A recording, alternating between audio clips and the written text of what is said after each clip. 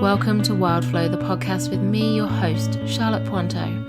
I'm a wild feminine cycle coach here for the awakened woman who is ready to reclaim her body, menstrual cycle, and feminine power, and to live, love, and lead in flow with nature's wisdom.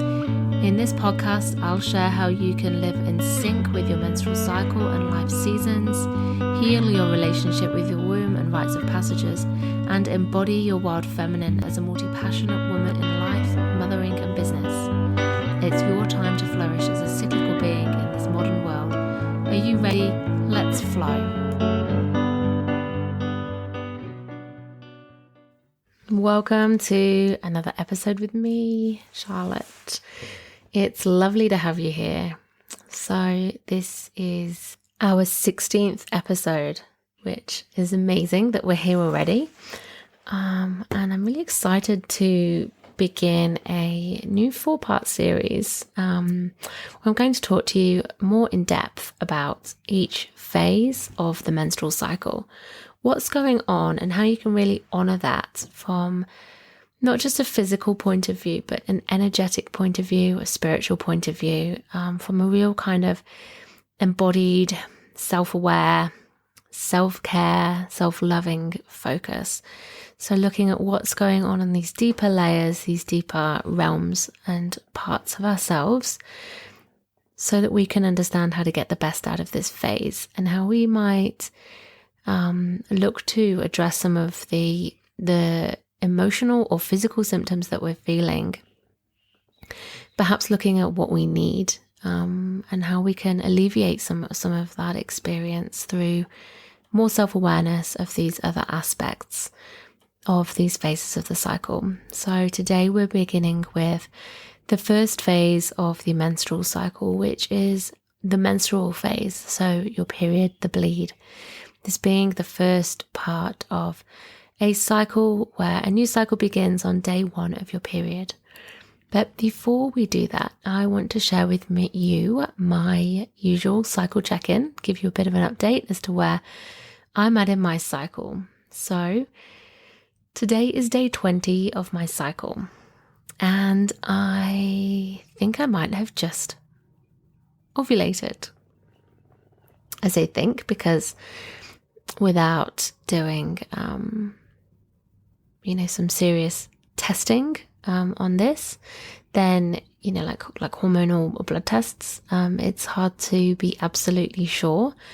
But from following my cervical fluid and tracking my symptoms in my body, I think that I have just ovulated. So for me, I've had a real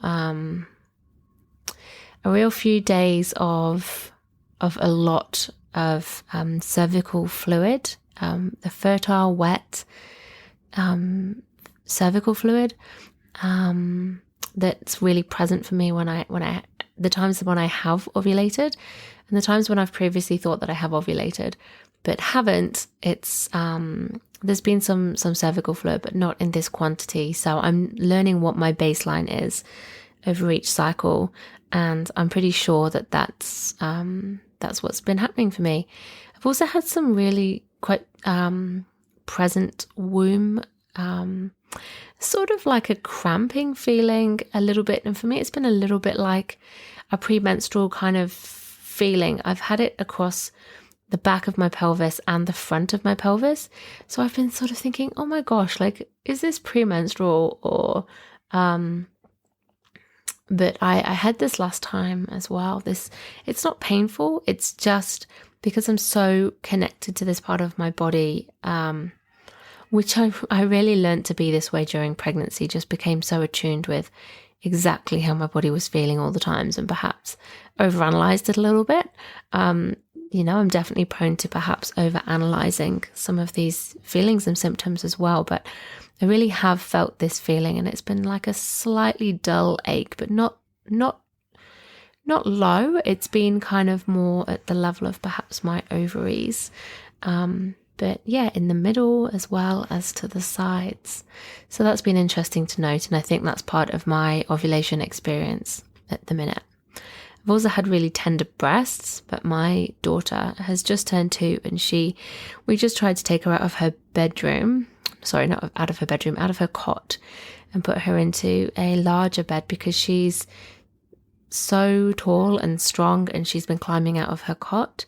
And I figured, well, she's climbing out anyway. I don't want her to have any accidents. Let's just pop the sides off her cot.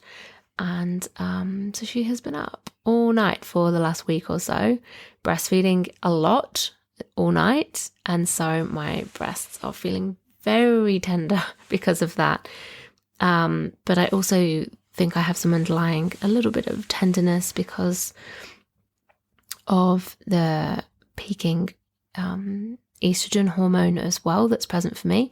I don't know if that's something that you experience or have noticed before. I haven't always, but at the minute, I think in combination with the breastfeeding, that's what's happening for me. And it's really funny because I've been saying, I think I'm ovulating. I'm meant to be in my peak of my cycle, but I'm bloody knackered. I'm so exhausted because of not sleeping. And so, again, coming back to the truth of what's my unique experience and asking you what your unique experience is. I've certainly not had a peak in energy. I feel absolutely exhausted. And I've been much more restful, much more slow, much more within. I've been cutting back on work. I've been lucky enough to be able to do that. This is a week where I'm not holding any online circles. Last week was massive in my work. I had multiple Zoom calls, multiple circles. My group program, the First Moon Circle Facilitator Training, 2 calls for that, and our alumni group coming together as well. I had some group guest teaching that I was doing. It's all kind of happened. There's been a lot. Multiple clients, so all coinciding at once. And normally ovulation for me would be a time when I could sustain that, but not this time, not without sleep. So I'll be interested to see what the rest of my cycle's like, whether this indeed has been ovulation and whether I'll bleed in a couple of weeks, and how that feels, how I experience my premenstrual phase, whether it's any different. Noting how I've just experienced this ovulation, and I'm really tired right now. So I'm really upping my self-care, really coming back to what I need and letting go of as much as I possibly can. But anyway, enough about that. Here we are today to talk about the spiritual practice of menstruation.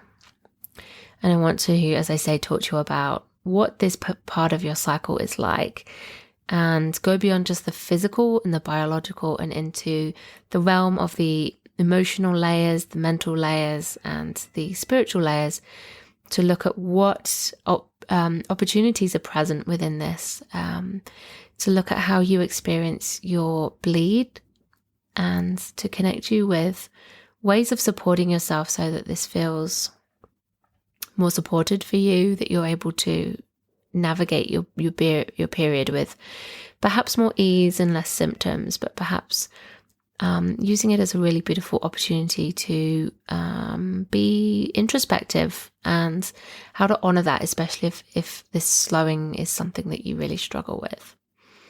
So, basics. Your period, like I say, is the first phase of your menstrual cycle. So cycle and period not being the same thing. Your period is the time when your body bleeds. It's when your womb lining is being released, so it has built up over your last cycle. It's got nice and rich and juicy and thick, and to nourish and hopefully home a pregnancy if there has been one. But if you have ovulated, then you will bleed a couple of weeks from ovulation. And this period time, it's this time of release when this lining that's no longer needed is released and let go from the womb. So the period in a healthy adult cycle can last between 2 to 7 days and can be a flow of up to 80 mils blood loss. So if you're using a menstrual cup, that's something that you can identify quite easily. But if you're using pads and tampons, or even period underwear, it can be harder to define. But if you are bleeding for more than 7 days and it feels heavy to you, so if it's 80 mils or more and 7 days plus, then that's considered to be irregular and problematic and worth looking for help with that. So perhaps seeing a GP or whoever you go to for medical supports. A period usually in a regular cycle will come around every 21 to 35 days, and that's for adults as well. So that's the length of your menstrual cycle, your whole menstrual cycle being from the start of one period to the start of your next period. So it can be longer and shorter than this. And as you will know if you've been listening to this podcast, I've not had a 35-day cycle in a few years. Mine have been 80 plus, and the last one was 40 odd days. And I'm currently tracking at 20 days. So if I'm 20 days now and I've got 2 weeks left to go, then that would actually put me in that 34-day cycle. So that would be interesting. Let's see what happens. But it can actually, the length of your whole cycle as well can actually fluctuate by up to 9 days, and that still be normal. So if one cycle it's a 21-day cycle and the next day it's a 30-day cycle, so the next time it's a 30-day cycle, then that would be considered within a normal range for you. So during your bleed, your hormone levels have just dropped to their baseline level, and it's this drop that triggers the release of this womb lining, which is what you see as your period.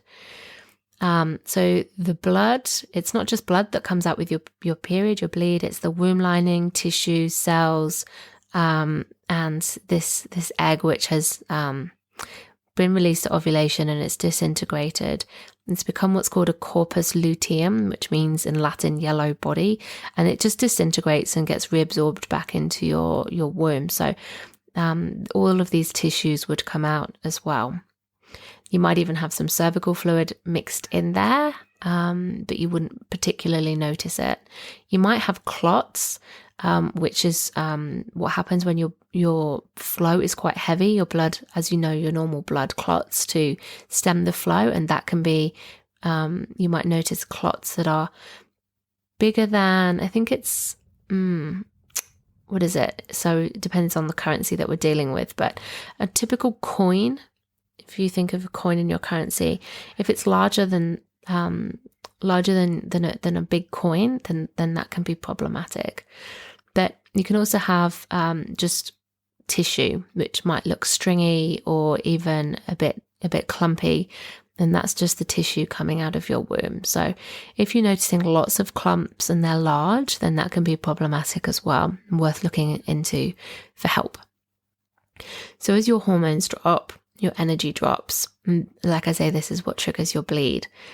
And then your bleed will last for a few days. You might have different flow across the different days.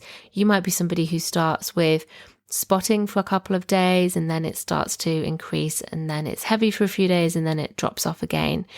Yours might be really heavy to start with and then tail off. Yours might be just quite sort of medium, steady the whole way through. That's your own pattern. It can change between cycles, and none of those are wrong. They're all completely normal. Physically, this is a time when some people might struggle. So are you somebody who struggles with your period? Different reasons for struggling can include pain, the pain of womb cramps, and your womb is cramping because it's trying to release the womb lining. So if it's struggling to release old stagnant blood, then you might have more cramps if your body can't let go. Other reasons are mood changes. You might have migraines. I used to have menstrual migraines.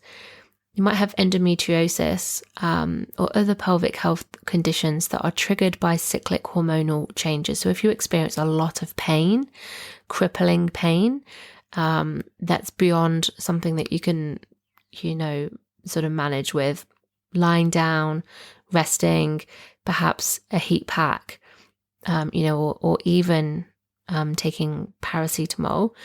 If it's worse than that, go and get help, because you might have an underlying condition. This is a whole other topic, but if this is something that you notice, then if I were you, I'd start to be Googling endometriosis and other pelvic health conditions, and seeking help and looking for what some of those symptoms are, to see if it's something that resonates for you. Other people just really struggle with lack of energy, slowing down, needing to stop, essentially. And that can be something that people struggle with. So we're going to talk about some of these aspects, what it means, what's going on, why it's happening, what you can do about it. So energetically, your bleed is a time when your body needs to slow down and reset itself. It's a bit like the death and the rebirth phase of the natural life cycle. It's a bit like, so we call it your inner winter, because it's like this time when everything has been released, let go of, all the life is hibernating, or like leaves on trees are dead, for example, and plants have let go of everything that they don't need at this time to overwinter. So it's a bit like this for yourself. Your body is kind of letting go of everything. You're literally and energetically clearing out, hibernating, coming back to rest and reset. So it's this massive time, this big opportunity for resets in your life, not just what your womb is doing innately by itself. So because of this, your hormones are low, and it's pulling you into a time of low, slow, quiet energy. Your body is releasing, and that does take energy. And because of this, your awareness is being called backwards within, inwards.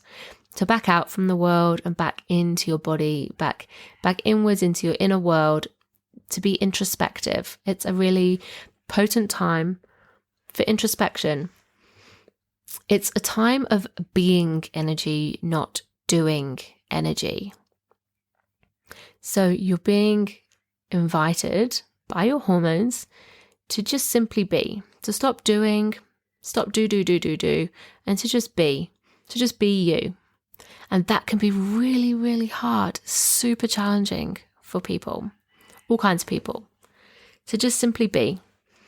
To be without busying yourself, distracting yourself, without thinking, oh, I've got a bit of time, I should fill that.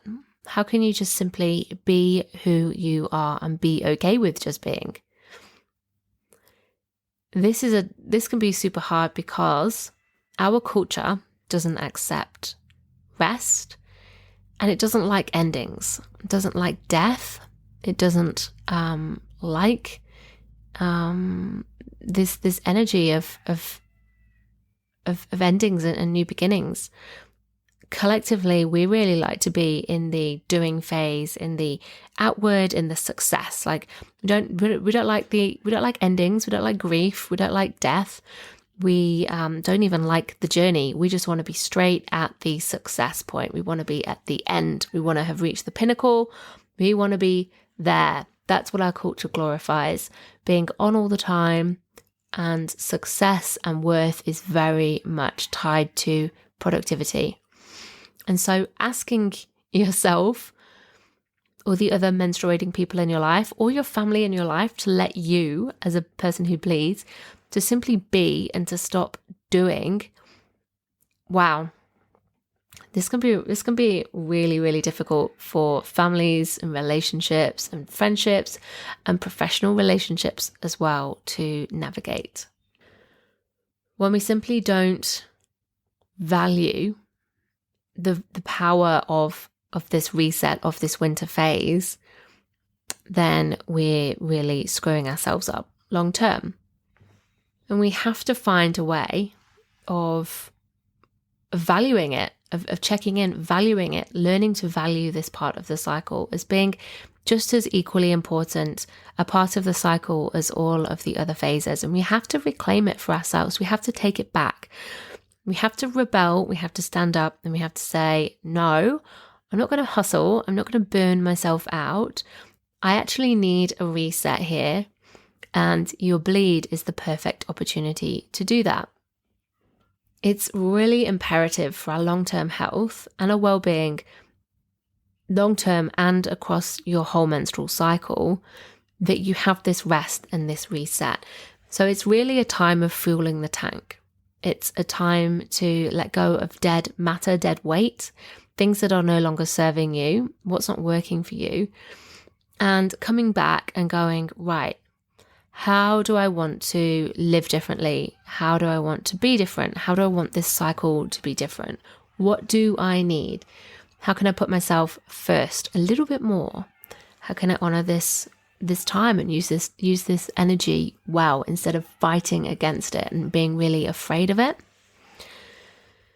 So if we don't fill our tanks up here, you basically just crash when you get later on in your cycle. And this can be the mid part of your cycle, like where I am now. Like, I'm really tired because I've not been able to pace myself and sustain myself over the last week, what with my child being awake all night, every night for over a week, and simultaneously having a massive week of work, of things where I couldn't really let them go. It was not I wasn't able to reschedule kind of that late on.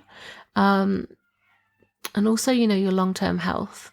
If you're burning out now, or even if you feel like you can push on through this cycle, but if you keep doing that every cycle, there's going to come a point where you're going to get sick because you're so depleted, you're putting such a huge amount of stress on your body, and you're going to fall over. Something's got to give, right?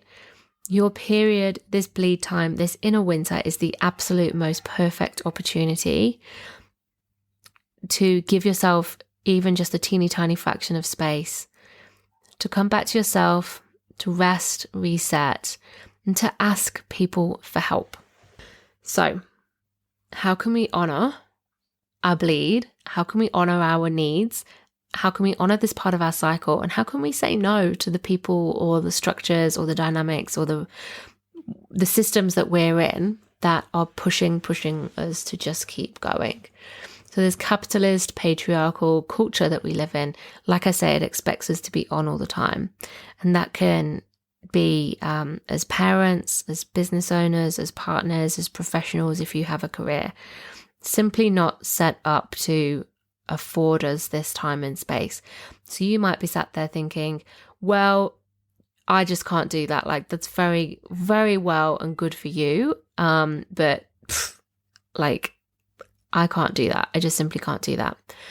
And if this is so, then this next little bit is especially for you. Okay.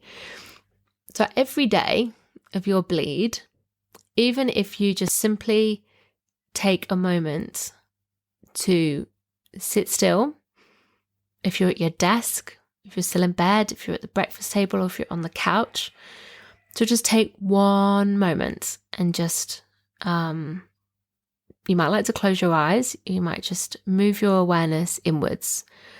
Closing my eyes helps. Like I do everything with eyes closed as much as I can, because otherwise I just get so distracted by what I see and what I hear and what I sense from around me. So closing my eyes does help me come back to myself. And then just take a breath in. And I've guided you through this before on previous podcast episodes, but just simply, how am I feeling? And not just, oh yeah, I'm okay, or I'm tired, because that's like the very surface level tension that you might feel. Give yourself a moment to drop beneath that. You're tired, and how are you feeling? Can you feel anything physically in your body, any sensation? Do you have a pain? Do you have tenderness? Are you hungry? Are you thirsty? Do you need the loo and you've just not been letting yourself go? Is it about time you went to go check on yourself at the toilet and see whether you need to freshen up? how are you feeling mentally? Are your thoughts racing around and you're trying to keep yourself switched on, but struggling to, because actually you're tired or you just feel a bit spacey and dreamy and you're not able to focus? And how are you feeling emotionally? Underneath all of this, how are you feeling? Are you feeling good and calm and rested? Are you feeling pretty good, like you've got energy?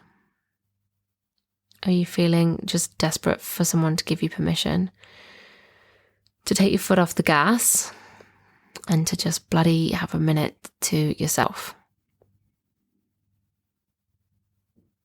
How are you feeling and what do you need? What can you do for yourself right now in this moment? Is it get a drink of water, have a snack? Is it stand up and move your body, just walk around the space for a minute?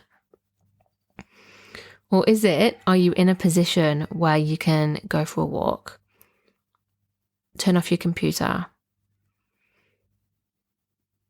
stop and look out the window, breathe, move? If you can't have a nap, what would feel to you like just a moment to fill your tank up? Even just a fraction. Can you ask for help? So when I have my period, I'm like, everybody, I'm bleeding. It's my time. And I like kind of hand over reins and I go, right, Phil, my husband, I'm like, oh, can you please, can you just, get the kids into bed and can you cook dinner tonight? And I'm like, please. And he's like, yeah, sure. And, we have this thing where the girls will go and make me a cup of tea and they'll bring it to me and they'll go, we'll put you to bed, Mom. And so I just go, all right, sure. And I go lie down on my bed and they bring me this cup of tea and they go, night, Mom.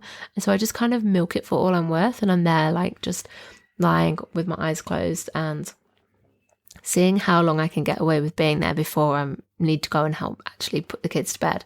But, it's the intention, right? It's the message that I'm giving that, hey, Mum needs rest too. Mum can't just always be on.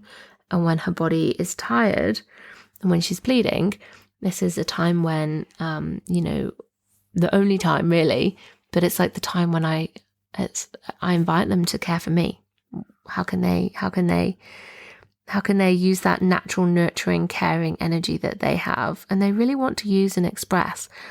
And I give them permission to do that with no shame, no guilt. Like mum guilt can be rife at this point if you feel like you're not fully present or if you just don't have what it takes to keep going. It can be really challenging, but I really invite you, instead of feeling this mum guilt coming up and being like, how can I fight this? What can you do to just be like, well, this is okay. And I'm going to, instead of, fighting about it or insisting that I push on as like a martyr, how can I be like, well, actually, I'm going to invite some help in, and this might be help where you ask somebody who you work with to kind of step up a little bit, or you hand over certain types of jobs to them even if it's just for the day, the afternoon. Do you have to go to that meeting? Can they do some extra tasks for you? Can they be involved a little bit more? Do you have to do that laundry at home? Can it just sit there for a day or two or 3 or 4? What can you let go of? What can you let go of? And also this is a time when you might want to have meals prepared for you.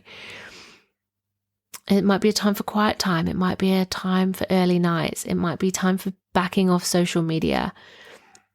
It might be just, having a boundary in place around how much you engage with the outward world, after kids are in bed or after you've clocked off from work.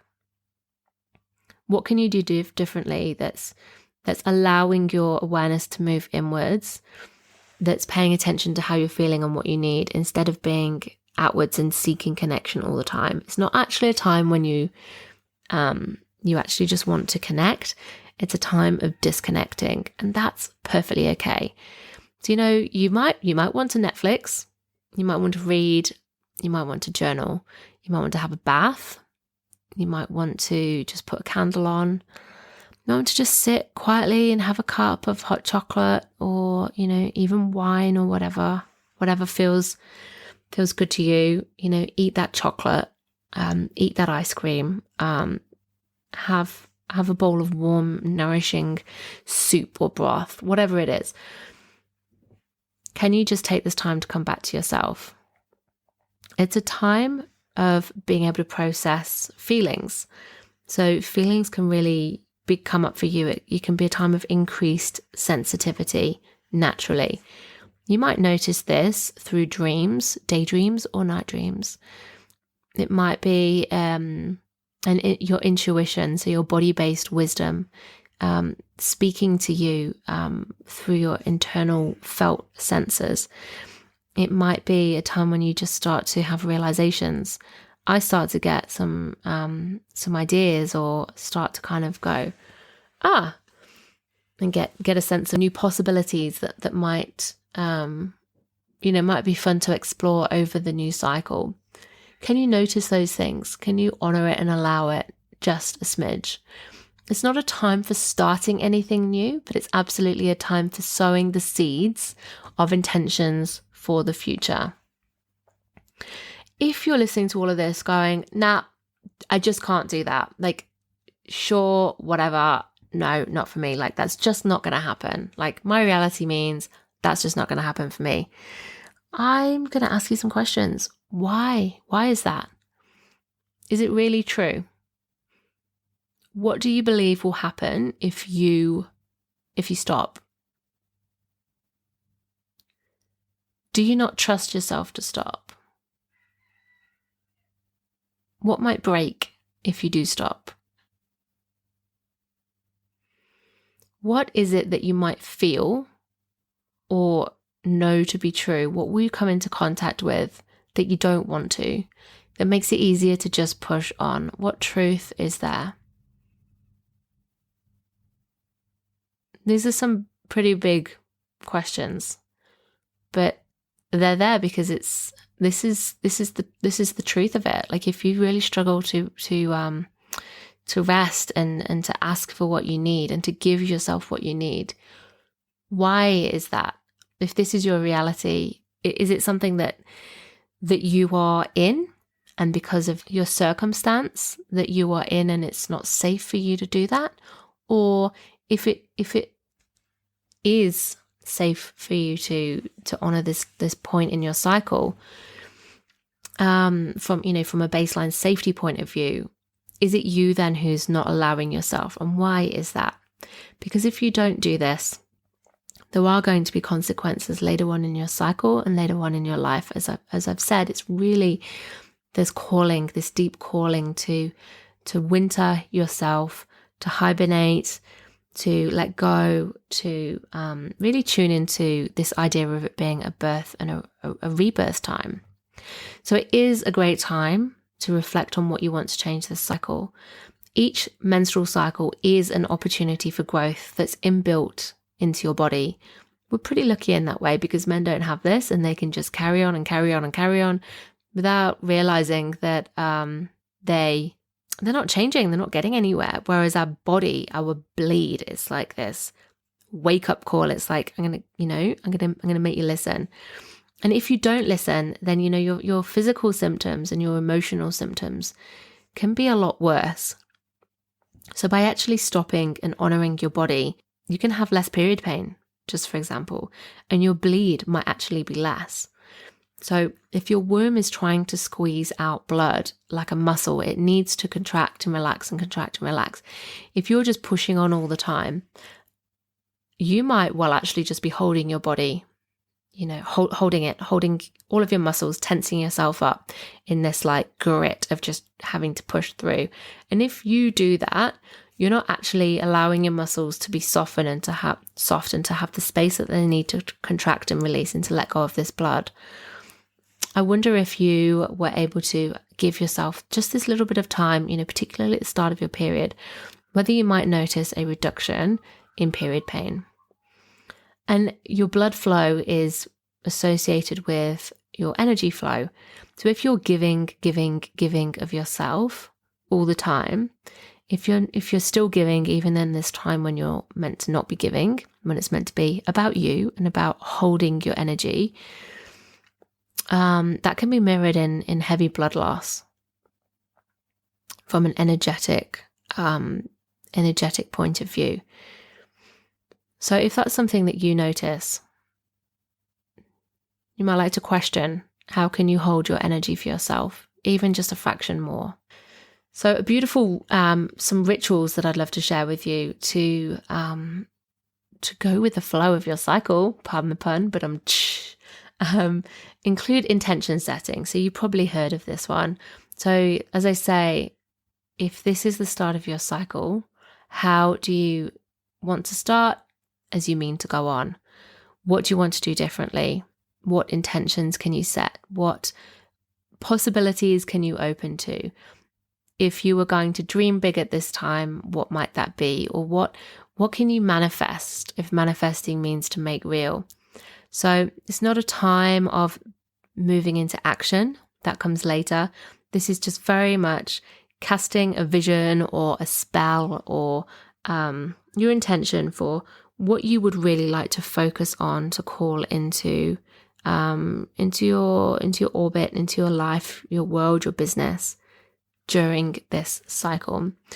You might want to just journal on that and just write down ideas or desires or how you want to feel. It doesn't even have to be what you want to do, just how you want to feel, knowing that all possibilities are welcome. And this is not the time for refining those ideas and being realistic about what's possible. Don't dampen the fun, just let yourself go for it. I really like to journal to process the feelings and emotions that I'm feeling when I'm extra sensitive. So I identify as an empath. I'm very sensitive to moods and feelings, and I thought that was always a thing. I've always been able to tell exactly how people are feeling, and I've been so sensitive to wanting to, because I can tell that, wanting to make people feel good. And so I have to be really mindful of this, because I become really sensitive to what other people are thinking and feeling at this time, but also to my own feelings and thoughts and needs as well. And it can be a bit much.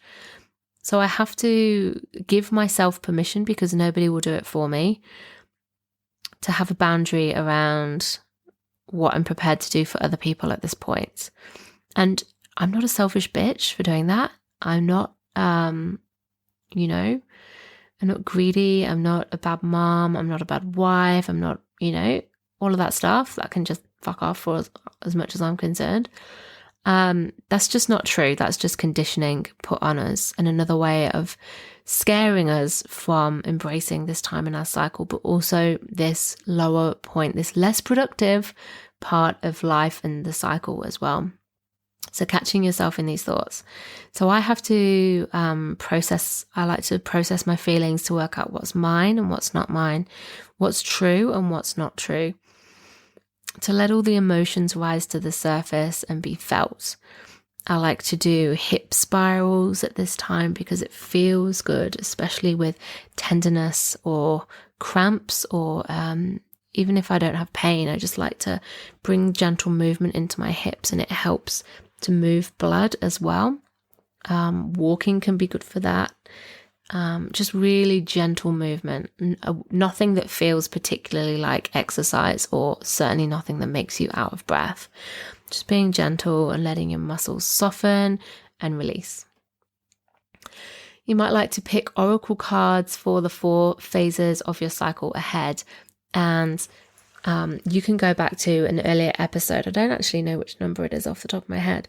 The one with Claire Fole, where we used her new spacious oracle card deck, and we picked some cards for each phase of the menstrual cycle ahead. And that's something that I really love to do. So I pick my cards, I put them down on my altar, and I come to look at these cards when I feel myself shifting, transitioning into a new phase. If you don't have a cycle, you can do it for the moon phases as well. So one card for new moon, one card for the waxing half moon, another card for full moon, and one for the waning half moon. It's really lovely. It can just be something that it's like a little gift to your future self, just a bit of guidance, just something to remember. And if you tie it into the intentions that you're setting now as well, then that can have extra beautiful meaning. If you listen back to the previous episode 15, I know it's big because it's the last one, on connecting to your womb through embodiment rituals, you can hear some things that I've shared in there about blood rites and connecting and honoring your womb space, which can be really nice to do at this time. And I was gifted some beautiful rose womb oil from one of my friends and teachers, Claire Baker, and it's just this beautiful, seriously gorgeous alchemical rose oil, and it's got some other oils in there too.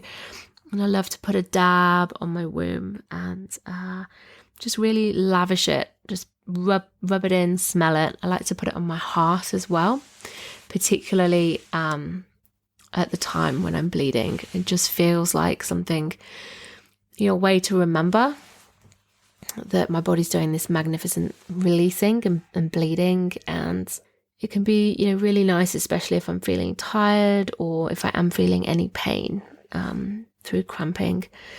And I've also got another oil. I make up these oils called moon drops, and that's got some clary sage and lavender and frankincense and rose oil as well. And clary sage is something you shouldn't use if you're pregnant, but it's really nice to use. I put it on my temples if I've got a headache, put it on my wrists so I can smell it, and I slather it on my womb and my sacrum if I feel any tenderness there, because I do tend to.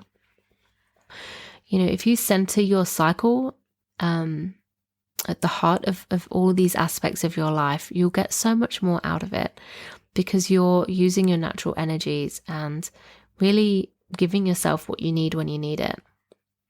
So that's everything that I've got to share on this episode about your inner winter.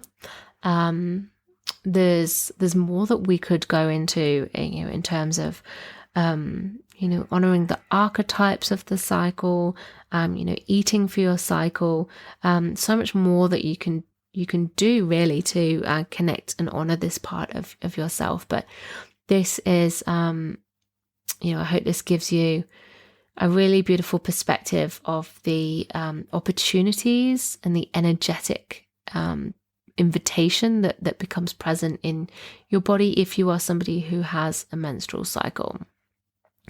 Using it as that opportunity, and if you really, really struggle with any of these, then giving yourself compassion and grace, but looking at how much you are not allowing yourself or holding yourself back from being able to embrace this, and why that might be, and how can you really slowly, gently start, particularly if you're somebody who struggles with unpleasant symptoms or side effects or experiences at this time.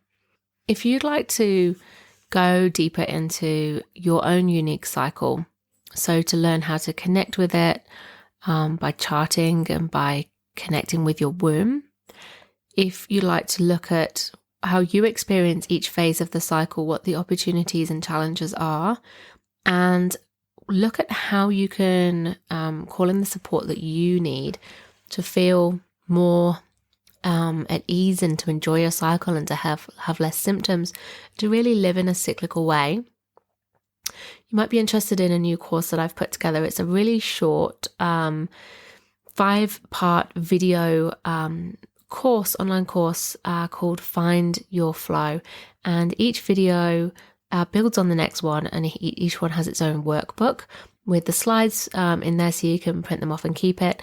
There's journaling questions in there to help you to connect in with the prompts and to go deeper. And there's some worksheets as well and activities to really help you to acknowledge what's true for you and to call in the support that you're looking for, and to live in a better flow state across your whole cycle. So I'll put that link in the show note. That's called Find Your Flow, and that's a low cost introduction to really partnering and co-creating with your cycle. What else? Oh, I've just opened a brand new free Facebook community for listeners of this podcast and people who are really interested in connecting further with their cyclical selves, with integrating cycle awareness, your menstrual cycle, or the greater seasons and cycles of life into all realms of your life. So to live, love, and lead in flow with your cycle. If this is something that you're interested in and you would like to be in a space where this is really honored and encouraged, you are so welcome to come and join us. We're going to be sharing some tips and information and prompts. There'll be opportunities and invites in there as well. But it's also just a place where you can be, like I say, with other women and people who have menstrual cycles, just on this path, a place where you're not doing it alone, you're not figuring it out alone. You can share, you can be supported and witnessed and held in that experience of being a cyclical person. So it's called the Wild Flow Circle. And I'll put the link in the show notes, and you are so welcome to come and join us anytime you like. Okay. Wishing you well, beautiful. Where are you in your cycle today? How are you feeling? And what do you need? Join us next time, where we're going to be talking about the next phase of the cycle, which will be the inner spring, or the pre-ovulation, also known as the follicular phase, which comes after your period ends, and how you can get the best out of that part of your cycle. Right, my loves, over and out. Catch you next time.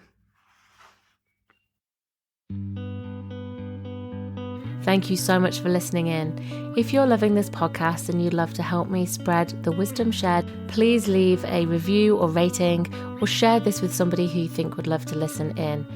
I'm really passionate about creating ripples of change and getting this information to more women, girls, and people with a cycle, so that they can reclaim their cyclic natures too. And if you'd love to dive in deeper with learning more about how to connect with your cycle and rites of passages, come and join our free Wild Flow Circle community, or choose a course and learn with me on my online learning hub. All the links are in the show notes. And until next time, be well and go with the flow of your cyclic nature.